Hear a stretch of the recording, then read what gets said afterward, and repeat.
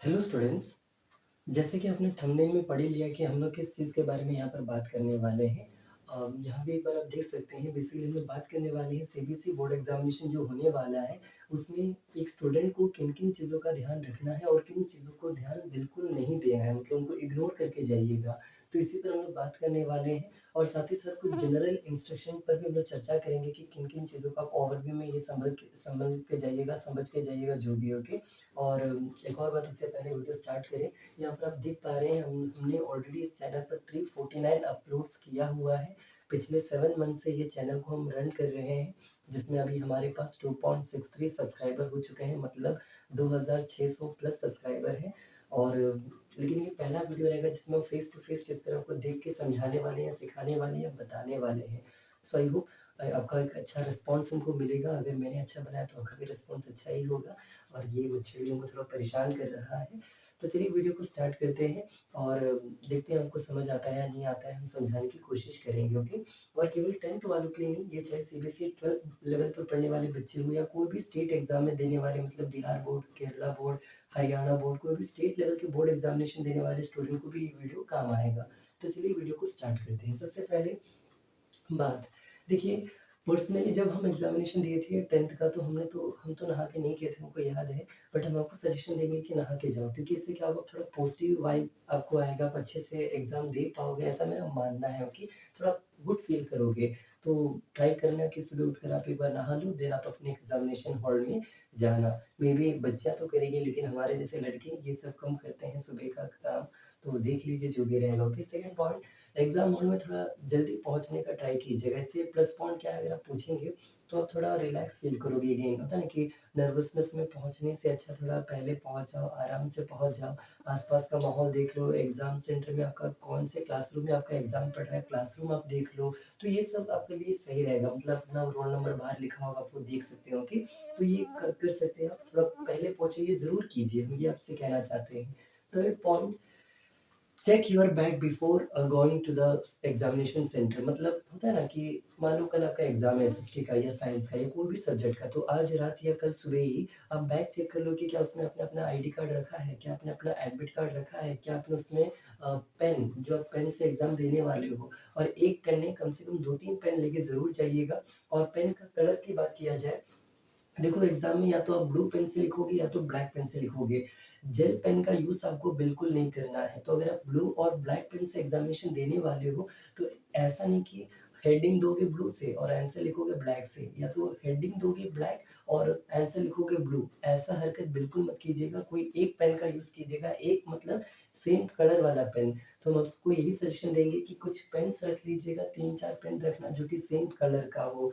और ये भी आप देख लीजिए, एडमिट कार्ड, एडमिट कार्ड को लैमिनेट करवा लीजिएगा। इससे फ़ायदा ये होगा कि आपका एडमिट कार्ड अगर भीग जाए या कुछ हो जाए, तो भी वो आपका प्रोटेक्टेड रहेगा। तो उसको सेफ़ली हैंडल कीजिएगा, बहुत ही इम्पोर्टेंट है ये कुछ चीज़ें, ओके। फोर्थ, चौथा पॉइंट यहाँ पर आप देख पा रहे हैं, यूनिफ़ॉर्म। देखो हम स्कूल में जब खड़े थे तो असेंबली में हमसे कुछ बच्चों ने एक सवाल पूछा, 10th वालों ने, कि सर एग्ज़ाम में कौन-सा ड्रेस पहन के जाए? तो हम तो यही कहेंगे, जो आपका नॉर्मल जो ड्रेस होता है, जो आप बाकी दिन पहन के जाते हो, जैसे कि वेडनेसडे के दिन में भी आप व्हाइट ड्रेस पहनते होंगे, या बाकी दिन में भी आपने yellow house, green house house का ड्रेस पहना होगा। लेकिन यहाँ पर आपको जो नॉर्मल स्कूल का ड्रेस होता है, आपको वो पहन के जाना है। बस ये इतना याद कर लीजिए कि कोई और यूनिफ़ॉर्म के बारे में मत सोचिए, बस स्कूल यूनिफ़ॉर्म पहन के जाना है। नेक्स्ट, लास्ट रिवीजन कब करें? देखो, सपोज दैट कि अगेन आपका एसएसटी का एग्जाम है या साइंस का एग्जाम है या आपका मैथ्स का एग्जाम है, तो रिवीजन कब करें? तो ये स्टूडेंट टू स्टूडेंट डिपेंड करता है। मान लो अगर आपको रात को पढ़ने का ज़्यादा मन है, तो रात को थोड़ा पढ़ लीजिए और बाकी सुबह उठ के आराम से चली जाइए। कुछ बच्चों को सुबह जल्दी उठ के पढ़ने का मन होगा, तो वो सुबह उठ के पढ़ेंगे। कुछ बच्चों को एग्जाम हॉल में पहले पहुंचने का मन होगा और वहां बैठ के पढ़ने का मन होगा, तो वो वहां वैसे करें। मतलब डिपेंड करता है स्टूडेंट टू स्टूडेंट, आपको जो अच्छा लगे आप वो कीजिए। या तो रात को पढ़िए, या तो सुबह पढ़िए, या तो वहाँ पहुँचने के बाद पढ़िए। लेकिन मेरा पर्सनल सजेशन रहेगा कि रात को देरी से मत पढ़िएगा, उस दिन आराम से सोकर जाइएगा, ओके। और बाकी कर सकते हैं। फिफ्थ, सिक्स्थ पॉइंट, देखो general instructions in the question paper. अगर आप जब क्वेश्चन पेपर आपको मिलता है, तो ऊपर लिखा रहता है total marks, total time and subject name, और उसके बाद एक बड़ा सा एक बॉक्स में लिखा रहता है जनरल इंस्ट्रक्शन।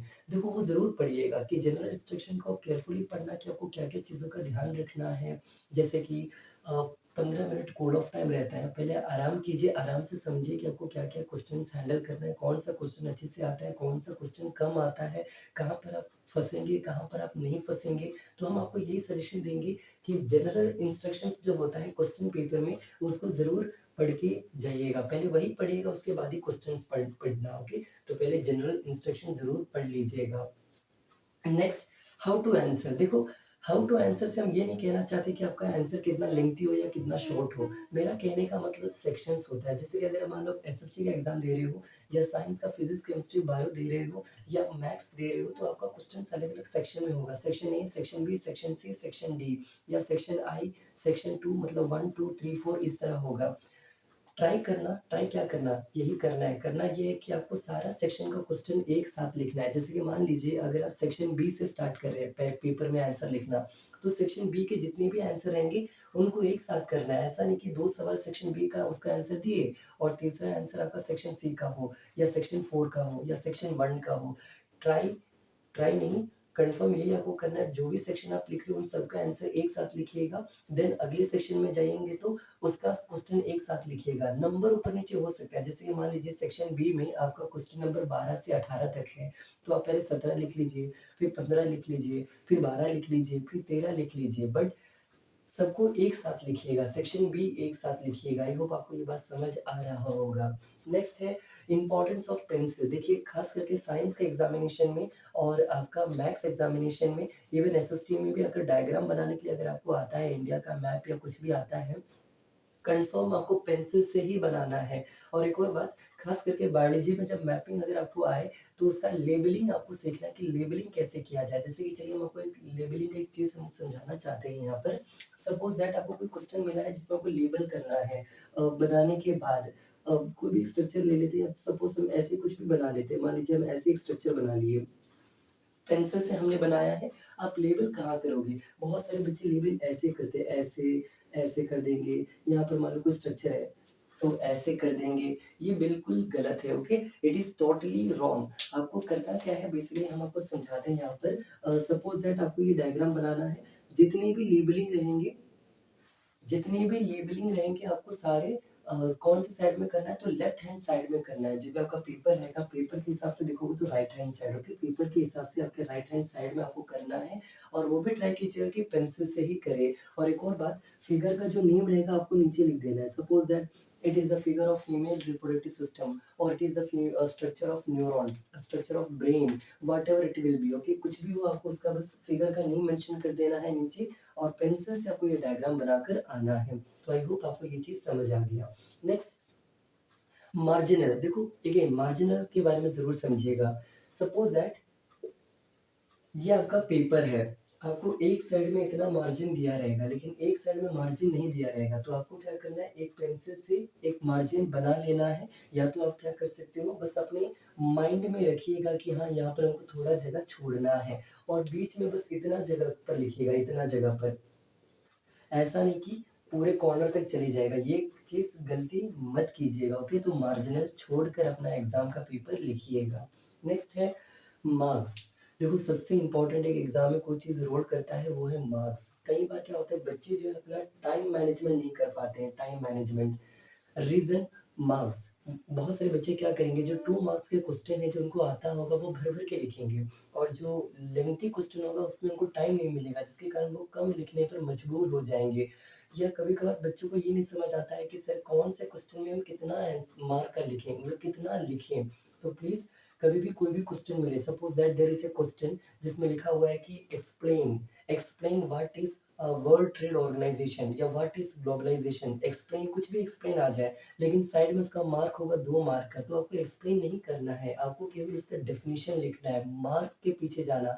अगर 2 मार्क का सवाल है, उसके हिसाब से लिखो, अगर 4 मार्क का क्वेश्चन है, उसके हिसाब से लिखो, अगर 1 मार्क का क्वेश्चन है, लेकिन वहाँ पर स्टार्टिंग में ऐसा कुछ लिखा होगा, एलुसिडेट, या इवैल्यूएट, या एनालिसिस एनालिसिस, या कमेंट ऑन द स्टेटमेंट, इस तरह कुछ लिखा होगा, लेकिन मार्क आ रहा है 2 मार्क का, तो आप ज़्यादा लेंथी मत लिखो। भले ही अगर आपको आता हो, फिर भी इसको कम लिखना, वरना आप टाइम मैनेजमेंट नहीं कर पाओगे। तो प्लीज़ मार्क पर फोकस करना, जब भी आप क्वेश्चन पढ़ो, क्वेश्चन के साथ उसका मार्क भी देख लो कि कितने मार्क का क्वेश्चन आ रहा है या कितने मार्क का क्वेश्चन है। इससे आप टाइम मैनेजमेंट कर पाओगे और टाइम पर अपना एग्जाम पेपर कंप्लीट कर पाओगे। ओके।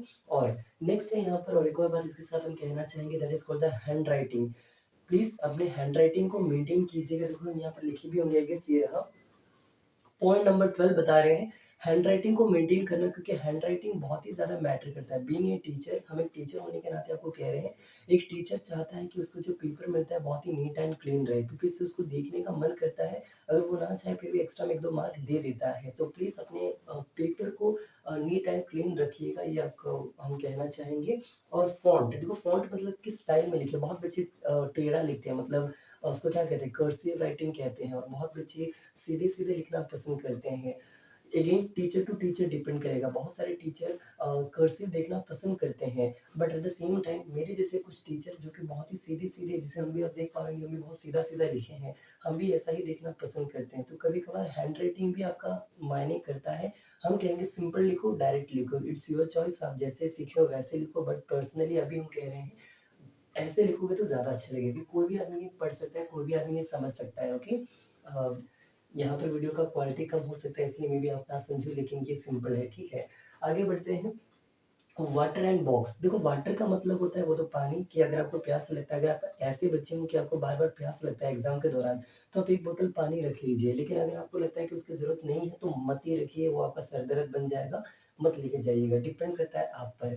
बॉक्स, देखिए बॉक्स का मतलब वो लंच बॉक्स नहीं है टिफिन वाला। ओके, हम यहाँ पर बॉक्स का मतलब कहना चाहते हैं, जब भी आंसर लिखोगे, सपोज दैट आपसे क्वेश्चन पूछा गया differentiate between rabi and kharif crop, या differentiate between intensive farming and subsistence farming, या डिफरेंशिएट बिटवीन कोई भी दो टर्म्स आ जाए, red soil and black soil, या डिफरेंशिएट बिटवीन एसएचजी ग्रुप या formal loans and informal loans, अगर कोई भी एक सवाल आ जाए जिसमें आपको डिस्टिंग्विश करना हो या डिफरेंस बताना हो, तो प्लीज मेक श्योर दैट कि आप जब भी आंसर लिखो आप उसको कॉलम्स बना के लिखो, मतलब बॉक्स बना के लिखो। बहुत बच्चे क्या करते हैं, बस नाम दे देंगे, मान लो फॉर्मल लॉन्स, इनफॉर्मल लॉन्स, और उसके बाद सीधा ऐसे लाइन बना के इसका answer point number 1, point number 2, point number 3, point number 4 लिख देंगे। ऐसे मत कीजिएगा। अगर इस तरह से अगर आप लिख लो, इससे अच्छा क्या रहेगा, एक बॉक्स बना दीजिएगा और बॉक्स के अंदर सारे आंसर्स को लिखिएगा। अगर आप ये लाइन नहीं देंगे तो भी चलेगा, ये तो आपके आंसर शीट में होगा ही होगा, बट एटलीस्ट ये वाला बॉक्स बना के लिखिएगा, ज़्यादा बेटर रहेगा। अगेन, अगर आप बॉक्स नहीं बनाओगे तो भी आपको पूरा मार्क मिलेगा, लेकिन बीइंग ए टीचर हम ये सजेशन देंगे कि आप प्लीज़ बॉक्स बना के लिखिए। इससे टीचर पर एक गुड इम्पैक्ट पड़ेगा कि चलो बच्चा अच्छे से समझ के लिखा है, टाइम मैनेजमेंट किया है, मतलब एक प्लस पॉइंट है आपके लिए। ओके, तो ये कर सकते हैं आप। नेक्स्ट, हैंडराइटिंग मैंने आपको समझा ही दिया। फ़ोकस के बारे में, देखो फ़ोकस से हम यहाँ ये नहीं कह रहे कि एग्ज़ाम पर फ़ोकस करो। मेरा मतलब है जब भी आंसर लिखते हैं बहुत सारे बच्चों से गलती होता है। नंबर कुछ और लगाते हैं, आंसर कुछ और लिख देते हैं। आपको इस चीज़ से बचना है। जिस चीज़ का क्वेश्चन नंबर लगाएँगे उसी का आंसर लिखना है, वरना पता चले कि आपने बहुत अच्छा आंसर लिखा, बट उसका आंसर नंबर ही, मतलब क्वेश्चन नंबर ही उल्टा-पुल्टा कर दिया। तो इस चीज़ से बचिएगा। अपने आंसर लिखने से पहले मैच कर लेना कि हाँ, क्वेश्चन नंबर 14 ही आप लिख रहे हो या कुछ और लिख रहे हो। तो ये चीज़ पर ज़्यादा ध्यान दीजिएगा, कॉन्संट्रेट रखिएगा। ओके? तो ये हम कहना चाहते थे नंबरिंग पर। और एक और बात, मार्क्स। मार्क्स पर भी ध्यान दीजिएगा। हम आपको बोले ही थे कि 5 मार्क का हो तो कैसे लिखना है, 4 मार्क का हो तो कितना लिखना है, ये समझ-समझ के लिखिएगा। Okay? Next, be confident and keep calm, है ना, थोड़ा शांत रहिएगा और कॉन्फिडेंट रहिएगा, ये भी हम आपको कहना चाहेंगे। चलिए एक और बात हम आपको बताते हैं। अगेन, सपोज दैट कोई सवाल है जो आपका 5 मार्क का है, आप क्या लिखोगे? एक्सप्लेन है, तो या तो आपके पास एक ऑप्शन है कि आप बहुत ही लंबा लिख सकते हैं, एक्सप्लेन कहो या डिस्कस कहो या डिस्क्राइब कहो या कुछ भी लिख लीजिए। ओके? या फीचर्स बताओ या कुछ भी आ जाए। मान लो कोई 5 पॉइंट्स आ रहा है, 5 मार्क्स का आ रहा है, आपके पास 2 ऑप्शन है, या तो लेंथी में लिखिए या तो उसको पॉइंट बना के लिखिए। तो ये दोनों आप कर सकते हैं, इससे आपका टाइम बचेगा। या तो हाँ, ये दोनों में से आप कुछ भी कर सकते हैं। ओके। नेक्स्ट है, डोंट लीव एनी आंसर, कोई भी आंसर को खाली मत छोड़िएगा, आपको पूरा आंसर बना के आना है। क्योंकि अगर मान लीजिए कोई क्वेश्चन में ही गलती हो, या तो क्वेश्चन नंबर लिख दीजिए और उसका आंसर में ही आप कुछ भी उसका क्वेश्चन को ही बता दीजिए, बस व्हाट इज ये सब हटा दीजिएगा। इससे क्या होगा, मे बी क्या पता टीचर हरी में चेक करता है, हम लोग जब चेक करते हैं कभी जल्दी जल्दी में चेक करते हैं, आधा 1 मार्क दे ही देते हैं। तो अगर आप चाहते हैं कि आपको 1 और हाफ मार्क्स ऐसे ही मिल जाए एक्स्ट्रा में, तो प्लीज़ कोई भी आंसर को छोड़िएगा मत, पेपर आपका कंप्लीट होने के बाद एक बार टर्न कर लीजिएगा, जो नहीं आता होगा उसमें भी कुछ ना कुछ ज़रूर लिख दीजिएगा। ज़रूर का मतलब कोई गाना-वाना मत लिखिएगा, try to write anything related to that topic, okay? तो ये है कुछ चीज़ें जो आपको करनी है, बिल्कुल करनी है। अब चलिए कुछ बातें करते हैं जो आपको बिल्कुल नहीं करनी है, तो इसको हम एक बार इरेज़ कर देते हैं और यहाँ पर जो-जो नहीं करनी है उसको ज़रा जल्दी से लिख देते हैं, फिर आपको आगे बताते हैं। तब तक के लिए थोड़ा वीडियो को पॉज़ करके ज़रा इसको जल्दी से इरेज़ कर देते हैं। आई होप आपको चीज़ें समझ आ रही होंगी। कमेंट करके ज़रूर बताइएगा क्योंकि ये मेरा फर्स्ट अटेम्प्ट है इस तरह समझाने का, तो सपोर्ट कीजिए और क्या है ना, तो चलिए जल्दी बताते हैं। तो चलिए बच्चों अब देखते हैं कौन-कौन सा चीज़ है जो आपको बिल्कुल नहीं करना है, ओके? सबसे पहला ये रहा the single pen, okay? Please गलती से भी 1 पेन लेके मत जाना। हम तो ये भी कहेंगे बुल 2 पेन भी मत लेके जाना, 2 से ज़्यादा ही लेके जाना क्योंकि हम आज से कुछ महीने पहले एक एग्ज़ाम देने गए थे जिसमें 2 पेन लेके गए थे, दोनों पेन मेरा काम नहीं आया, ओके? तो अब दूसरों से माँगना पड़ा तो ये हमको थोड़ा अजीब लगा, अजीब क्या मतलब बहुत गलती कर दी, तो प्लीज़ 2 से ज़्यादा पेन लेके ज़रूर जाइएगा, ये मेरा पर्सनल सजेशन है। सेकंड इलेक्ट्रॉनिक गैजेट, कोई भी इलेक्ट्रॉनिक गैजेट चाहे वो स्मार्ट वॉच हो, स्मार्टफ़ोन हो, ब्लूटूथ डिवाइस हो या कोई भी कैलकुलेटर हो, ये सब लेके मत जाइएगा, कोई भी तरह का इलेक्ट्रॉनिक गैजेट लेके मत जाइएगा, okay? Third, two coloured pen को प्लीज़ अवॉइड कीजिए। जैसे कि होता है ना कुछ बच्चे हम सुने हैं एग्ज़ाम हॉल में जब प्री बोर्ड चल रहा था, एक बच्चे ने कहा कि सर जब 2 पेन से लिखता है तो दिखने में अच्छा लगता है। अरे अच्छा तो लगता है बट ये मतलब सही नहीं माना जाता है, ओके? आप प्लीज़ एक पेन का यूज़ करो। जैसे कि अगर आप ब्लू यूज़ कर रहे हो तो हर ब्लू से लिखो। अगर आप ब्लैक यूज़ कर रहे हो तो टोटली ब्लैक से लिखो। ब्लू ब्लैक का कॉम्बिनेशन प्लीज़ मत रखिएगा, ना जेल पेन यूज़ कीजिएगा। केवल एक ही पेन यूज़ करना है आपको। बस ये समझ लीजिए, ओके? नेक्स्ट देखो हम ये भी नोटिस किए थे मान लो आपका क्वेश्चन में अलग-अलग सेक्शंस है, तो आप क्या करोगे सेक्शन को इस तरह लिखोगे देखो इस तरह, जो कि ये भी गलत है। आपको पूरा लिखो ना, कोई क्या दिक्कत है पूरा लिखने में, क्या जा रहा है आपका? पूरा लिख के आना है आपको, ओके? और ये हैबिट हमने कहाँ से नोटिस किया अगर हमको लगता है कि बच्चों को ये आदत कहाँ से लगी है, ये लत, तो यहाँ से लगी है। स्कूल में जब आप लोगों को असाइनमेंट या नोट्स फेयर कंप्लीट करना होता है तो बच्चे क्या करते हैं चैप्टर के ऊपर सीएच लिख देते हैं और आगे यही चैप्टर मतलब चैप्टर जो है सीएच बन जाता है। तो प्लीज़ पूरा लिखना सीखा कीजिए, आपको ज़्यादा टाइम नहीं जाएगा। सेक्शन को सेक्शन ही लेके आइएगा, ये मेरा आपका सजेशन है। और अगर इंग्लिश में लेटर राइटिंग आता है मान लीजिए उसमें अगर आप सब्जेक्ट लिखते हो, हमने देखा था एग्ज़ाम में कि बच्चे सब्जेक्ट को एसयूबी लिख रहे हैं। मत लिखो, पूरा लिखो, सब्जेक्ट को सब्जेक्ट ही लिख कर आओ, ओके? तो ये कुछ चीज़ों को नोटिस करना और इसके बारे में हम ज़्यादा नहीं कहेंगे, इसके बारे में आंसर। बहुत लोग आंसर लिखते हैं और टीचर लोग भी कुछ बोलते नहीं है, आंसर को आंसर में मार्क मिल जाता है। लेकिन अगेन हम पर्सनली कहेंगे कि आंसर को इस तरह लिख के आओ, किस तरह तो देखो यहाँ पर अगर हम लिखें तो ऐसे मत लिखना, आंसर ऐसे लिखिएगा। तो ये प्लीज़ ट्राई करना, ओके? और एक और चीज़ मैंने नोटिस किया था बहुत बच्चे आंसर के आगे सपोज़ दैट क्वेश्चन नंबर 8 का आप लिख रहे हो आंसर, ये करके इसके आगे ऐसे लगा देते हैं। There is no need of such type of any extra symbol और एनी मार्क्स, ओके? आपको सीधा नंबर लगाना है और लिख देना है और बस तो ये मत यूज़ करना है इस तरह कोई भी या इस तरह मान लो इसके अंदर अगर आप पॉइंट्स लिख रहे हो point number 1, point number 2, point number 3 ये काम आ सकता है, ये सीधा नंबर लगाओ ना ए, बी, सी, डी या 1, 2, 3, 4 आप ये यूज़ कर सकते हो बट इस तरह का कोई सिंबल या इस तरह का स्टार मार्क ये आप आगे लगाओ लेकिन पीछे मत लगाना, इसके पहले ये मत लगाना, ओके? तो ये मेरा पर्सनल सजेशन है। नेक्स्ट फ़ॉन्ट देखो फ़ॉन्ट से मेरा कहने का तात्पर्य है तो मतलब क्या है हम आपको समझाते हैं। सपोज़ दैट आपने एक लाइन लिखा इस तरह माय नेम इज़ आप आपने इतना सीधा लिखा लेकिन अब आप क्या करोगे इसके बाद आप इस तरह मानो टेढ़ा कर दोगे।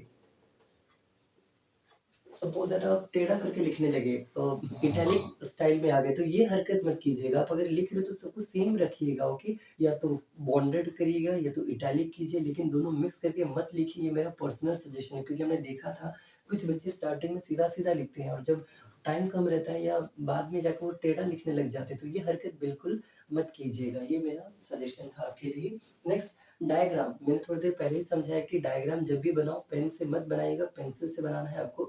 और पेंसिल से बनाओगे तो क्या करना है, लेबलिंग जो रहेगा सब आपके राइट हैंड साइड में होना चाहिए, आपको हमने समझाया था, ओके? ये चीज़ का ध्यान रखिएगा। नेक्स्ट कट एंड एरर, यहाँ पर अगर आप देखते हैं मैंने कुछ 4 कट्स किए हैं। एक है जिसमें हमने सीधा कट किया है, एक में मैंने इस तरह किया हुआ है, एक में मैंने इस तरह और एक में मैंने इस तरह। प्लीज़ ट्राई कीजिएगा कि केवल इस तरह का कट मारो। सपोज़ दैट कोई चीज़ लिख के ऐसे कट कीजिएगा, ना कि ऐसे या ऐसे या ऐसे कुछ मत कीजिएगा। Just suppose that you have written something, you have to cut like this, okay? तो सीधा ही कट मारिएगा, ज़्यादा कट-वट मारने की ज़रूरत नहीं है, और चाहे कोई गलती हो जाए तो भी आपको ऐसे ही करना है, ओके? Next, food.